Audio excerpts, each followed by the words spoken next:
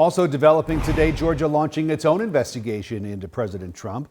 Fulton County prosecutors started a criminal investigation into the former president's attempts to overturn the state's election results.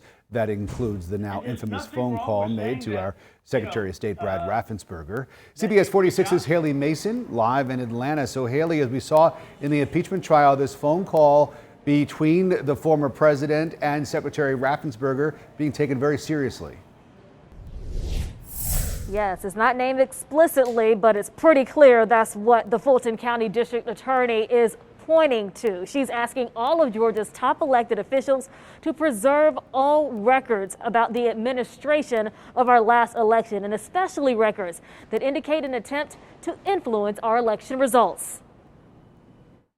Fulton County's District Attorney Fani Willis is taking on former President Trump, launching an investigation into possible attempts to influence Georgia's election.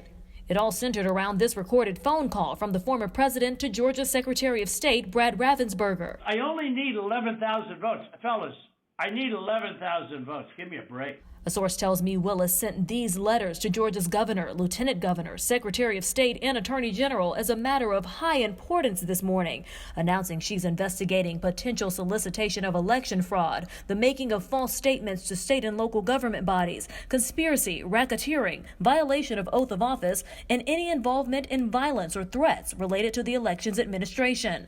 George Washington University law professor John Banzhaf filed the original complaints into Trump's phone calls. I think one of the unique roles that law professors can play is to file complaints when complaints are warranted, because they're often necessary to get prosecutors or other government officials to do what they're supposed to do. He says his complaints have triggered 2 investigations. He's now waiting on one key Georgia official to do the same. But because of the importance of this investigation, and because it should be done by somebody with all of the investigatory tools, including a grand jury, I think the third person we're still waiting for would be your State Attorney General, Mr. Carr, to launch his own investigation. Constitutional attorney Paige Pate tells me he's never seen a local DA prosecute a former U.S. president. The several calls that he made to various Georgia election officials are very problematic, clearly inappropriate.